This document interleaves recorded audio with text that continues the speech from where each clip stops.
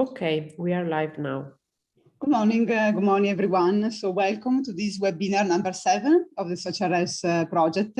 I'm very happy to have with you today here. My name is Silvia Caneva. I'm the coordinator of SocialRES. And as I said, this is the webinar number 7 of SocialRES, of this appointment that we have at the lunch break to provide you with knowledge, I will say, on energy democracy. Today, we are here with Carl Hader from Abundance. So Carl is the co-founder of Abundance, the managing director. But before giving the floor to Carl for his great presentation, I wanted to provide you with a few slides about SocialRES. So I'm going to share my screen now.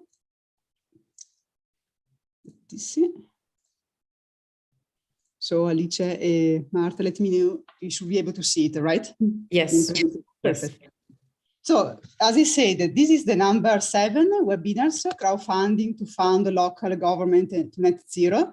And these webinars, of course, the motto is make love, not CO2 emission. As you can imagine, SocialRES is a project about energy democracy. So with all the business model, let's say, to provide a clean energy transition. The aim of SocialRES is to foster the participation of citizens in the clean energy transition with social innovation business model. So what does it mean, social innovation business model? Social innovation are innovation, ideas, I mean with ideas, products, services and models that at the same time they are able to meet the social needs and at the same time also to create a new relationship and collaboration. So they are able to create a clean energy, providing therefore meeting the needs of the society and also creating new collaboration among the society. So they are therefore innovation that create a kind of social impact. They have a social impact among the society and they are able to cover the social needs and at the same time they are good for the environment because with the social innovation for energy, for renewable energies, we reduce the CO2 emission. So this is the idea behind the SocialRES, to use this social innovation to implement energy democracy. And today, we will show you how we are going to do in SocialRES. The webinars of today is the first practical webinars that we have seen during the project. The other 6, they were more related to the theoretical part, to the research part of SocialRES. And today we are going to provide you with some practical really example of organization or company that they are implementing in their working life energy democracy. How? One is with energy community and cooperative. And in this case, the social need that we cover is the sense of belongings of citizens to their local community, since they feel that they feel involved in the generation of renewable energy with a community or cooperative. The other possibility is crowdfunding. And in this case, we cover the needs of financial sustainability, citizen financing with the crowdfunding platform. And Carla today is the representative of one of the crowdfunding platforms, SocialRES. And the last one, but not least, is aggregation of prosumers. So with virtual power plants, peer-to-peer platform, we aggregate a certain number of prosumers that they are competitive in the wholesale market, and therefore we are able to cover the needs of energy competitiveness. This is in these slides we have a very overview of the SocialRES consortium. So we have cooperative aggregators, a crowdfunding platform. You see here from UK Abundance, that is represented today by Carl. And then in the next webinars, if you're going to follow us until the end of 2022, we will provide you a practical example of the other social innovation, as I said, crowdfunding, cooperative aggregator that we have implemented in SocialRES. But today, with the motto, together we make energy, I give you the floor to Carl. So as I said, Carl is the co-founder of Abundance, crowdfunding platform based in UK. He's also the managing director. So Carl, it's really a pleasure to have you here with us today. I give you the floor. After your presentation, there will be the time for the question, either for the participant in Zoom, either for those one on YouTube, either on Twitter or LinkedIn that are following us now. So Carl, thanks again for your time. The floor is yours. Brilliant. Thank you very much, Sylvia, and hello, everybody. So yes, as Sylvia mentioned, I'm going to talk a little bit about what we do at Abundance. We're a crowdfunding platform based in the UK, and within the SocialRES, we've been pioneering a new model of crowdfunding where we raise money from citizens to help municipal authorities or local government deliver their net zero plans. So got a few slides to just run through to introduce this new concept and where we're hoping to take it. So just a bit of background on Abundance. We're a, as I say, a regulated crowdfunding platform, investment crowdfunding platform. We were the first in the UK, and I think actually the first globally to get regulated to do crowdfunding. We're focused on what's called investment crowdfunding, which means we're aggregating money from lots of individuals to provide it to companies and municipalities to deliver projects, and in return, the investors are getting an interest rate back. So we're a provider of debt finance to companies and municipalities. We've raised 122 million of finance for various public and corporate bodies, all very much linked to net zero delivery. So in the corporate finance world, where we're funding companies, we've funded the construction of green social housing and various different energy generation technologies. As an example, we're the largest funder currently in the UK of tidal energy, as an example. That's a sort of, I suppose, more embryonic area of renewable energy generation, but hopefully something that's going to scale significantly over the coming decades. And then the area that we're talking about today is our work with municipalities, local government, to enable them to borrow money from their citizens to deliver their net zero plans, or in the UK, the climate emergency plans. That is the sort of name commonly used by local government for their plans to decarbonise their regions.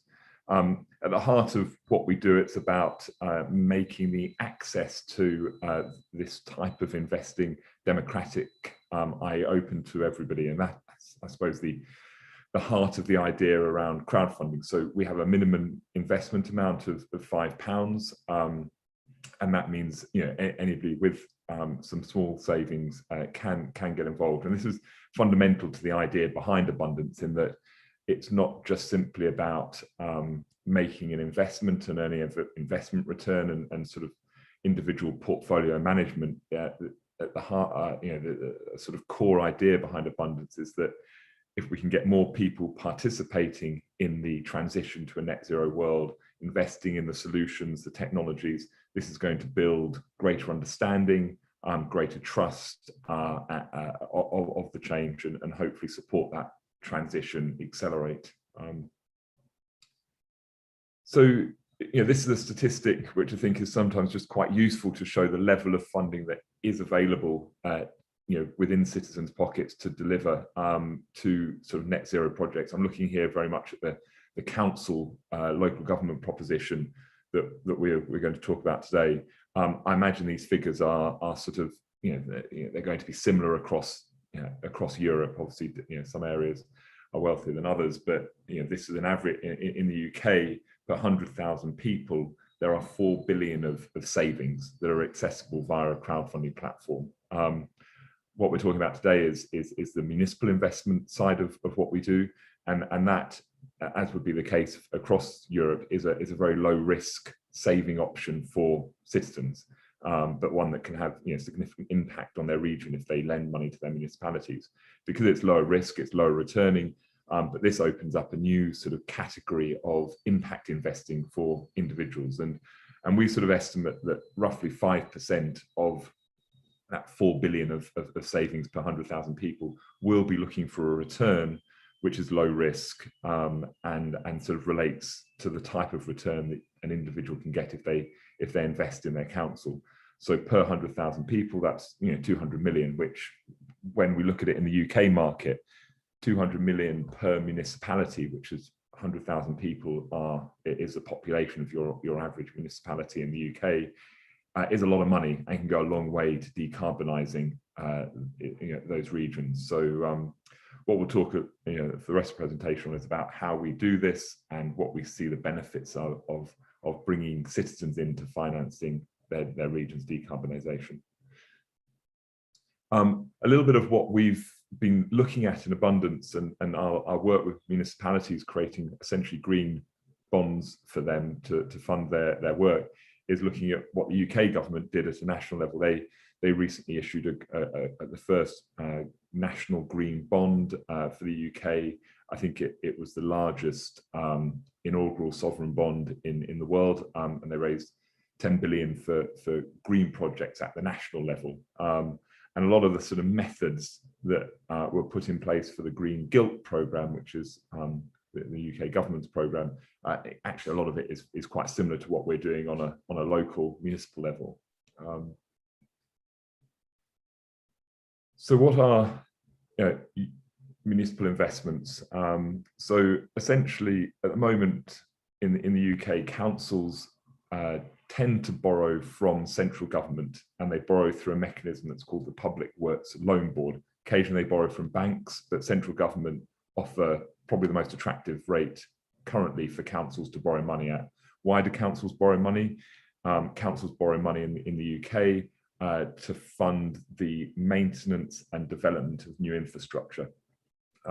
And increasingly what we're seeing in the UK is that councils are declaring climate emergencies. So 75%, nearly 80% actually now of UK councils have declared climate emergencies, and within their plans that they are subsequently developing, they've got programs of new infrastructure development which they're putting in place to move their communities to a net zero world. So that can be anything from putting in EV charging networks, putting in solar and energy efficiency measures on buildings, building their own energy generation capacity, low carbon energy generation, zero carbon energy generation to fuel their communities, looking at how they improve cycleway, looking at how they plant trees. All of these sort of projects will tend to be funded through borrowing, and traditionally that has come from central government. So what we're looking to do is replace that central government borrowing with cheaper money,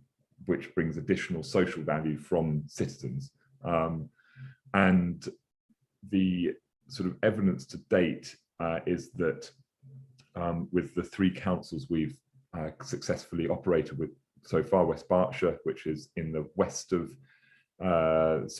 England, Islington, which is a borough within London, it's a sort of administrative body within London, then Warrington, which is a northern council. Each of these have borrowed money from their citizens at a rate which is below the rate that the government would have lent money to them. So instantly we're saving the councils money and therefore enabling them to deliver their net zero plans more efficiently. But that's not the sort of the only benefit of this new mechanism. The additional benefits, which I'll talk about a little bit more, come from that sort of engagement that you are getting with citizens. One of the sort of key questions that we get is you might be able to save money using a municipal investment versus the government lending facility, but is there a lot of hassle when you're borrowing money from lots of individuals? And this is really where the innovation of crowdfunding comes in to solve that problem. If people are not aware of what crowdfunding is, it is using an electronic platform to administer and arrange that investment relationship between people who are investing and the entities receiving money.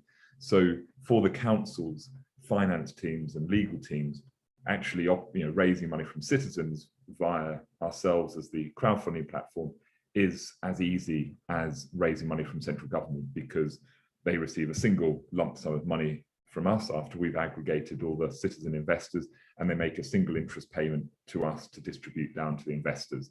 And we sort of administer all the various tax and sort of money laundering and regulatory sort of requirements through the platform in an automated way.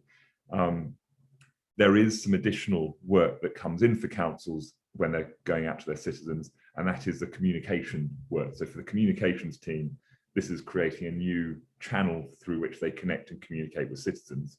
So this creates additional work, but this is also where the additional value comes in from raising money from residents, because in the UK context, councils have a statutory objective, so a legal objective to engage with their citizens.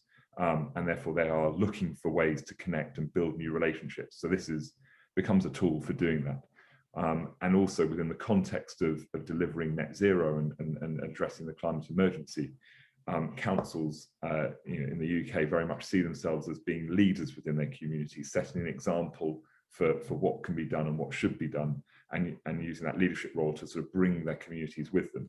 And key to that leadership is telling people that things are being done. So it is wonderful if a council retrofit a building and decarbonise it, but if nobody in the community knows that that's been done, half the impact is in a sense lost. We've lost the opportunity to show that the new innovative technologies for decarbonising the built environment are being used and work.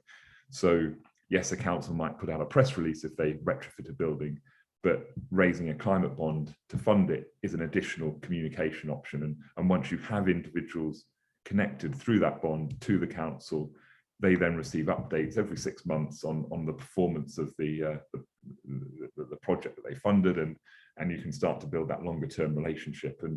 And I suppose at the heart of all of this is about building trust, because in the UK, and I think this is common across the world, trust between citizens and the institutions that serve them is getting stretched, and a lot of the problems with trust come from sort of lack of transparency, not clearly seeing and understanding what is going on in the institutions that serve you. So this is not the panacea, but becomes a tool for reconnecting and rebuilding that trust and transparency between citizens and the institutions that serve them.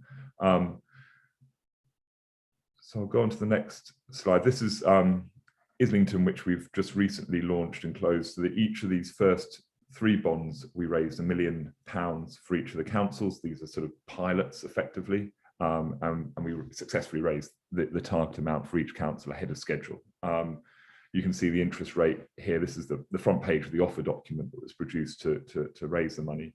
The interest rate is 1.55%. That was the sort of prevailing rate. It's a margin on the underlying UK gilt rate, which we charge, but that was a saving of about 40 basis points on the UK government lending rate to councils. So instantly, there's a saving for the council having raised this money from their citizens. And yeah, I think just the other point to bring out is one of the ways we've made this work is an automation of the creation of the documentation. So this page sits on top of a legal document and a sort of templated offer document, which stays the same for all councils. So the front page is unique, and that is produced on a case-by-case basis. But the rest of the legal documentation that is there to sort of make the contract between the investor and the borrower, the council, is standardized. And that's something, again, in the UK makes this model viable, is that all local authorities operate under exactly the same legal framework. So once we've sort of established this process and run it with a few councils and ironed out any wrinkles in the legal documentation, each council now is using the same documentation, and that strips out the costs of doing this type of mechanism, is central to its scalability. So I've talked a little bit about the mechanics. I've talked about the saving that can be made by councils, by borrowing from residents, but touching really on the sort of mission of abundance, which I referenced at the beginning.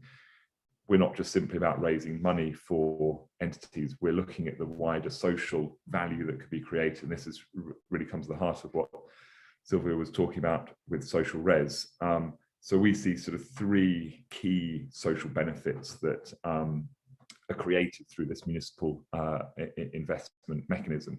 So as I've probably talked about a little bit, there is this key bit about communication engagement, bringing citizens closer into the workings of the institutions that serve them, and through that, building that collective sense of purpose around decarbonisation and building confidence within the community that this issue is being taken seriously by their local government, and therefore give people the confidence to make the changes in their own lives that we require if we're going to get the radical decarbonisation that we need.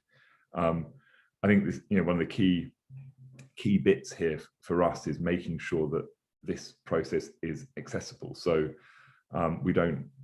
We've got a minimum investment amount of £5, and what we found on all the bonds we've done to date is that on average it's 25% of investors are investing £100 or less. So we're really, getting quite a broad spectrum of the population investing. I think it's about 2% of people are investing the minimum of £5. And as we start to build that relationship between the citizens and the council through the communications that happen at the launch of the investment, and once people have invested, then we look to sort of capitalize on that by encouraging people to donate their interest back to the council to help with further work on decarbonisation. And this is quite a sort of a radical concept in the world of investing, that you would give up your investment return entirely for the benefit of the entity that you're investing in. But it's something that was suggested at a focus group we ran when we were researching this concept a couple of years ago, where a lady said, I love my region, I love where I live, I very much I trust that lending my money to my council is a low risk, safe investment, but actually I'm motivated to do more than just lending money. I want to donate my interest so that the council can use that extra money to sort of tackle the harder to fund elements of a council's net zero plan. For instance, tree planting, that's difficult to fund because there's no return to pay back investors. So what we've done on the first 3 instruments is create a process where investors, ahead of the cash returns, when they get their interest paid to them, they can opt to give a percentage of their interest back to the council for a specified good cause. To date, it's generally been natural capital type projects, tree planting, rewilding, because these are things that people intuitively sort of understand are a bit more difficult for the council to fund at scale. And what we've found so far is that 10% of the interest paid out by the council is coming back as donations, which is fantastic. And one of the things I think we're really interested in here is how this scales over time and creates a more resilient funding base for municipalities. So, when we've done this in the first instance, we're raising £1 million from quite a small pool of people within a community. As we start to repeat this and we start to build those communities, and we're lending tens of millions of pounds to an individual council, if that ability to donate interest is there, in times of crisis, can we expect people to give up more of their interest to help their communities weather storms, whether that be things like climate change or COVID? And I think from the evidence to date, I think we can be optimistic that sort of behaviour will occur. So that the final sort of benefit, I suppose, is this sort of local economic benefit, in that it's just a good thing if money is being retained within communities, circulating locally. It sort of rebuilds this connectivity between people, their savings, and the community, and the impacts that investment makes. I think just last slide is just a couple of discussion points really about the European context. So we're obviously doing this in the UK, and the UK has a good sort of structure for delivering this. We've got strong financial services rules around crowdfunding, which make the model useful, and then the nature of the local government legal framework means that they can borrow money, and they can borrow money from citizens. We also know in the UK that the appetite to lend money to councils is really strong. So whenever we've researched this, we're getting figures of sort of anywhere between sort of 60 and 75% of people are interested in the idea of lending money to their councils to help them deliver social or environmental projects, which is phenomenally high. And the difference comes when you phrase the question slightly differently. We think, and again, SocialRES has been doing research here, that that appetite to help municipalities, or fund municipalities to decarbonise is strong across Europe. The piece that is unknown is sort of how is it possible to deliver this type of thing due to sort of constraints on local government laws, regulations, and also the financial services laws and regulations. So one example that just cropped up, not a lot of research has been done on this to date, but one thing that cropped up is that Spain, for instance, cannot run this type of process due to sort of constraints on the local government side. But are there other municipalities that could do, and what are the changes that need to take place in countries that currently have barriers to delivering it, you know, to allow them to? Because I think the evidence, though it's still small in the UK, we've only done this 3 times, is that actually this can create a much more powerful way for councils to borrow money, one that saves them money, builds engagement, and actually makes them more resilient over the long term to financial shocks due to that ability for people to say, actually, I value the utility of the council, the service they're providing, more than the financial return at this point in time, and I'm prepared to give up return to help my community. So the next steps for us that we're launching with 3 new councils in the next 3 months in the UK, 3 very different councils again, rural councils and sort of town-based councils. And then there's sort of a pipeline of probably about another 10 councils over the next 12 months that are sort of actively looking at this to launch. So the model's starting to gain traction, and yeah, we should get a lot more evidence on its value building over the course of this year. Well, thank you very much. That's the end of the presentation. Thanks, Carlo. Thanks a lot. So, well, I have a lot of questions. Before I give the priority, of course, to our participant first in Zoom. So if any of the participants in Zoom would like to have to make a question to Carl, please take the opportunity now. Otherwise, we ask, I don't know if Alice, Marta, there are questions from Twitter, YouTube, and LinkedIn, because as you know, we are live now in 3 different social media channels. Otherwise, if I don't see hands, yes, of course, to make the question, you should no question from social media, and neither from the participant. You should have in Zoom, in the reaction, the hands, just if you wanted to make the question to Carl, but I don't see them. Okay, I start with my question, then maybe they need a bit of time, our partners in Zoom, for your question. So first of all, Carl, very relevant with what you are doing, because we know how much is important to be to produce in these days energy locally, to support the municipality with this kind of action. So my question is simply related to, I have 3 questions, then let's see how we are going to proceed. The first one is how do you select renewable energy projects to be crowdfunded, because you are not working only with municipality, but also directly with citizens. I think what I have seen, based on what I've seen in SocialRES, it was in SocialRES, that was the other project where we were cooperating, that this depends a lot also on where you are located. So maybe in UK, you can finance even ocean energy, because you are close to the sea, while in Germany, biomass, in Italy, solar photovoltaic energy. But I would like first to have your answer. And then the other 2 questions, how do you approach a municipality? How do you approach citizens? So the first question is, based on which criteria do you select your renewable energy project to be crowdfunded?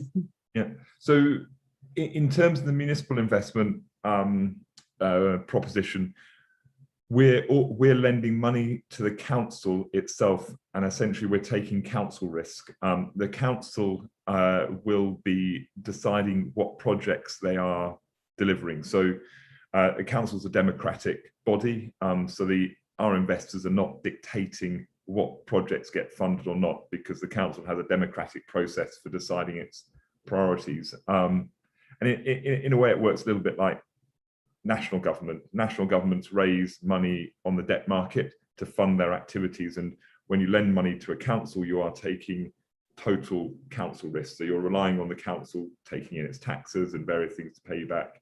To make the instrument a green bond and comply with the green bond principles, we have to specify what projects are being funded. So we have to check that those are green. So how that is done is that we will look at the council's capital program, and they will have in their green projects, and we will check those projects exist. And then they will have a budget alongside them, and we will say, okay, we're raising 500,000, 1 million, and that is going to pay for these projects or a proportion of these projects. And then we just need to get evidence from the council that those projects were delivered, and therefore that money was effectively allocated to the delivery of those projects. To make the whole thing sort of work and to get that engagement, we do, we obviously explain to investors that this bond is being raised to fund these specific projects. So we bring the actual use of funds alive, but technically the investors are not taking project risk; they are taking risk of the council as a whole. Does that sort of answer? Yes, yes. And so then, you don't have the possibility to influence, let's say, the decision. Okay. And it's definitely not. That should not be the case in this, because councils are democratic bodies that represent their entire community. The best will in the world, the people who are investing are the wealthier end of the spectrum. So it would be completely wrong to have that group sort of influence what projects are being funded. The value of raising money from the citizens and inevitably that wealthier end of the community is that they're saving money for the community as a whole, and that they are, as we've demonstrated, donating some of their return back to the council to help the community as a whole decarbonise quicker. So the aim of this is to be progressive, to be redistributive of the sort of collective community money. Yes, I assume that the council, they have their technical experts taking also providing some feedback, let's say, I would say, when they have to vote for which project they have to finance. Okay. Yes, of course, makes sense, because then the council is elected by the citizen, so the decision has to be taken at the council level, of course. Yeah. Okay, very, very relevant, interesting. And then how do you approach the councils, the municipalities? Of course, you are based close to London. I assume that maybe your network contact is in this area, or do you go in other places of UK? It was before COVID, when we were just trying to get this mechanism started. I probably visited about 30, 40 different councils across the UK. There's 404 councils in the UK. And that was a fantastic experience, because it was going all over the country to very different places, very different buildings, communities. Since COVID has hit, those meetings have moved online. It's much more efficient. It's one good thing, less time on trains. I do miss that, going into the communities that we're actually going to be working with. To date we've been given quite a lot of support by various bodies who like this approach, and have therefore raised the profile of it with councils. And I think I was touching it up actually the other day. We've now spoken with nearly 30% of UK councils about this idea, and it's generally very wide support and acceptance for the idea. The sort of I think as we all know, councils, they have a process they need to go through to adopt things, and a lot of councils are still at quite early stages of building up their net zero plans, their climate emergency plans, and moving into the implementation phase. So I think what I'm hoping is that we'll start to see over the coming sort of 18 months, as councils get to the point of starting to deliver on their climate emergency plans, an increasing number of councils starting to issue these climate bonds to finance them. Well, 30% of the UK councils is a lot, if you were able to reach. Yes, but you save a bit of time with the online meeting, maybe. But as you said, I think is really needed this social approach, real life approach with the councils. So if I correctly understood, you don't have a direct, for instance, I give you my personal experience. I have invested in a crowdfunding platform in Italy for a photovoltaic project. And so I have a direct contact with this crowdfunding platform. I would say you are more specialized in contacting councils. And so do you have in your business, your project, also citizens? Do you provide, you have both, so councils and citizens, right? Yeah. So we obviously have to have the two sides to bring together. So the councils is in some ways, that's easier to sort of manage, and then citizens in terms of how we reach them for the council investment, there's two parts to that. One is, the council is raising the awareness of this to their community. So the council use their channels that they've got to talk and connect with their citizens to raise the profile of this. And that, on the first time it is done, has a certain impact. But you can imagine going into a community as a council who hasn't raised money from their citizens before. This is not something that people wake up in the morning and go, oh, I'm going to lend money to my council today. You have to educate people about what it is, and that takes time. Interestingly, in the UK, if you go back 30, 40 years ago, councils used to raise lots of money from their citizens through local bonds. That died away because it was done with paper, and it was administratively a hassle, therefore. So in a way, we're not doing anything new in some respects. We're just bringing back an old model, but doing it in a sort of more efficient, internet-enabled way. So, but that doesn't change the point that we've got to start from scratch building or rebuilding these local investment markets. So we very much talk with our council partners about this being a journey where the first time they do it, they're just scratching the surface of local awareness. And then the second time, third time, fourth time they do it, they're going to start to build that awareness and confidence in the local population. This is a sensible thing to do with their money. And by year 3, 4, 5, you should actually start to sort of reap the real rewards of a growing community. So how we sort of manage things at the moment is we supplement the local demand with investors from our platform as a whole, who are green-minded investors, and they want to support anybody who's doing something good to decarbonize. So we find there's a sort of a split of about 20% local, 80% national. And obviously, as we start to grow this within communities, we'd hope that that local aspect grows and starts to sort of balance things. Interestingly, the donation rates are higher for out of region people. So, which is, again, we've got a small data set at the moment. It's only 3 times we've done this, but that was interesting. But I think it's probably linked to the fact that the people on our platform as a whole are very, sort of motivated to help communities decarbonize. So they are, they're going above and beyond the norm to help anybody who's doing a good thing to do more good things.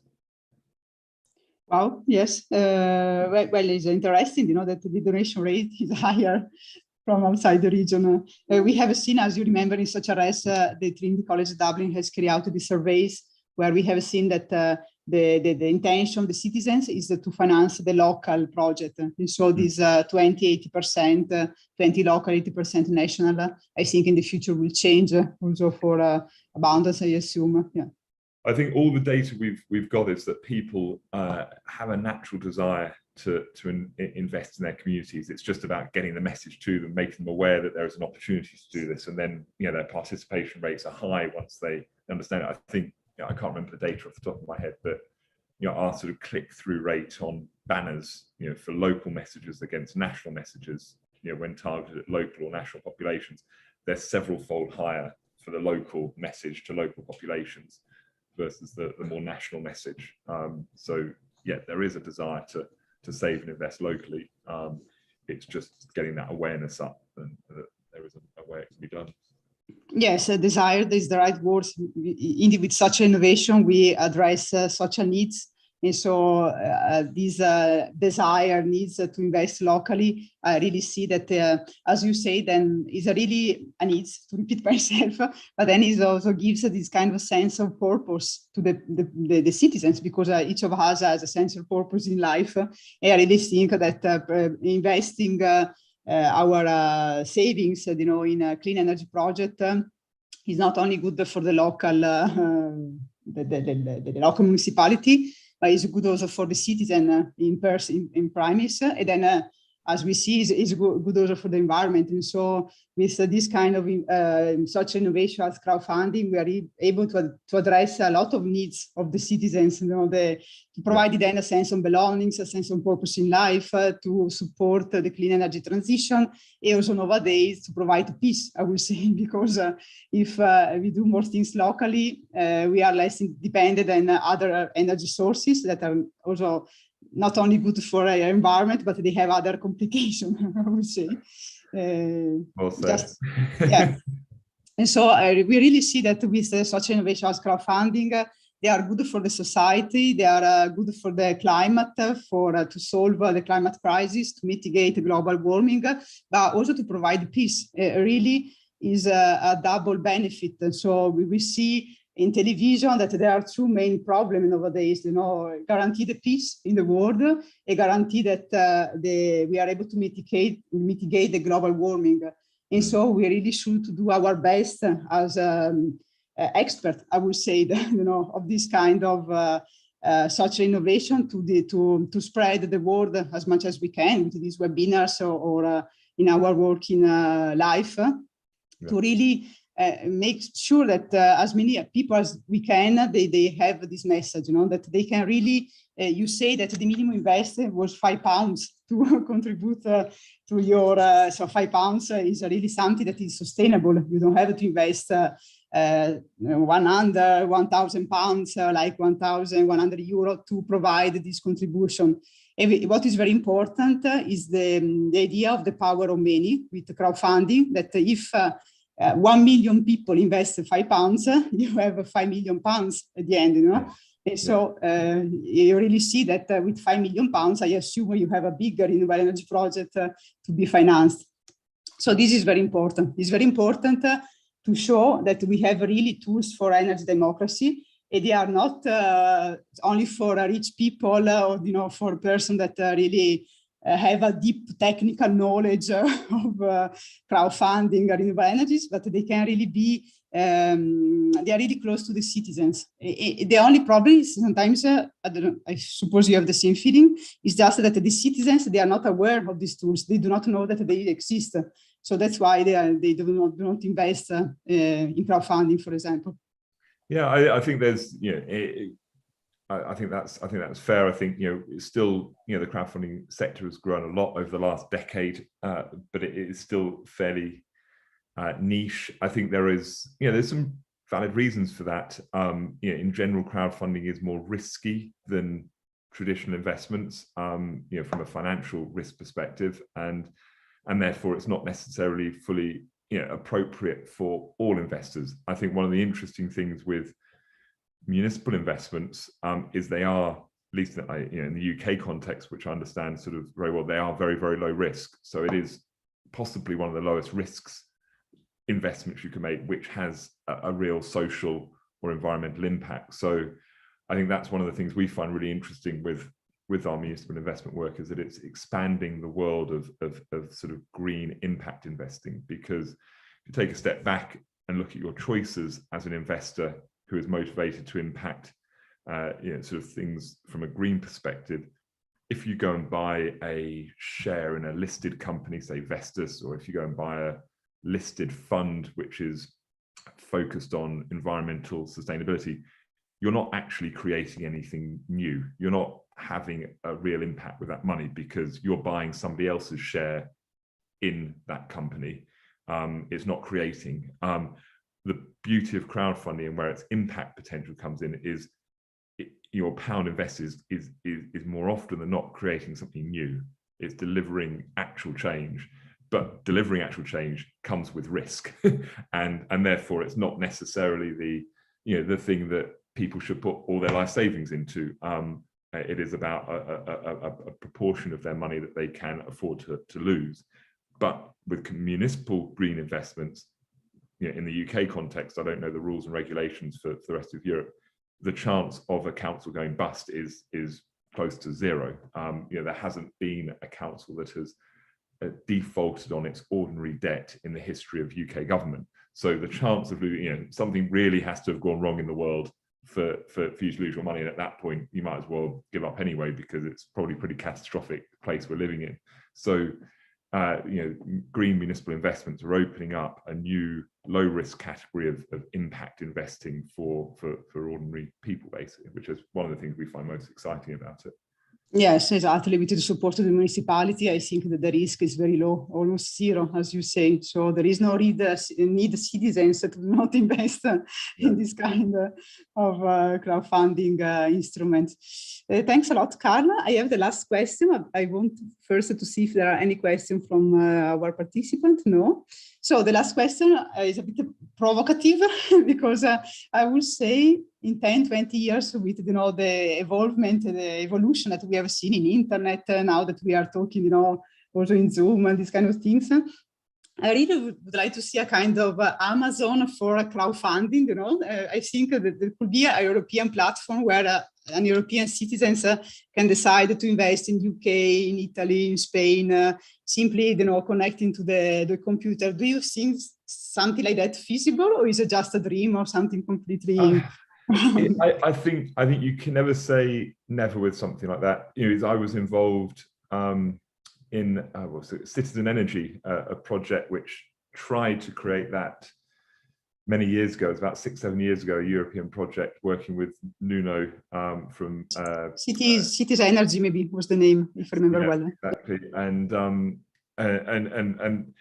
the things that stopped it there was the regulatory and currency barriers working cross-nation, and you've got, well, in Europe, things are heading in the direction of being able to do it, because there is now European-wide crowdfunding rules, trying to harmonize crowdfunding rules across Europe. Obviously, you've got a single currency, which is another barrier to sort of doing cross-border investing. So I think Europe is potentially heading in the direction, and there are platforms trying to do this. I think Go Parity, which is Nuno's crowdfunding business in Portugal, is starting to look at this idea. I think other platforms in Europe are trying to look at that cross-border activity. There's obviously a huge challenge now integrating the UK crowdfunding sector into that, because you've got two things you've got to manage: is currency and you've got regulation. So I think it's the chance, but there are so many innovations in how you do cryptocurrency or whatever it is, that you might be able to create mechanisms in 10-20 years time which overcome those barriers, but there are also probably massive regulatory hurdles if you ever try and deliver that. So I think UK is integrating into a European-wide platform is probably a long way off, but Europe is probably going to create integrated platforms. They're being created now, so they're heading in the right direction.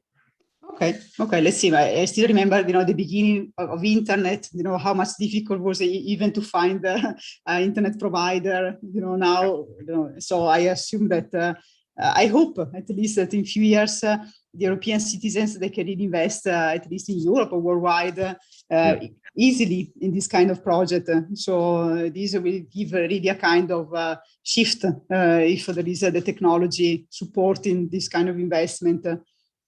Like it was with Amazon. Amazon was not possible 20 years ago, and now everyone is, finding things online. And so I hope that there will be the equivalent from green energy, that internet, this kind of technologies can provide a kind of path, channel to the citizens in this direction. Okay, so I could talk to you about these things for hours, but we have to keep the timeline of this lunch with SocialRES.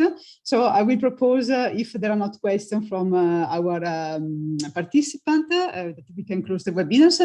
Carla, do you have any specific conclusion, I don't know, that you want to add to this webinar of today? But the cats. Yeah, they've been ready by the cat. No, I think that's really interesting conversation at the end there, and I've got nothing really to add to that.